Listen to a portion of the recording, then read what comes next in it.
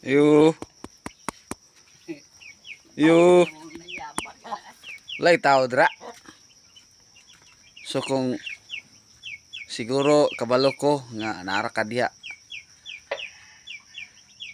nagtan-aw sa akong video, wala lang kaning react, wala lang kaning comment sa akong mga video, pero ignon ko ikaw ning takna sa kabuntagon mga katiil, gihigugma ka sa Ginoo, wala ka pasagdi sa Ginoo.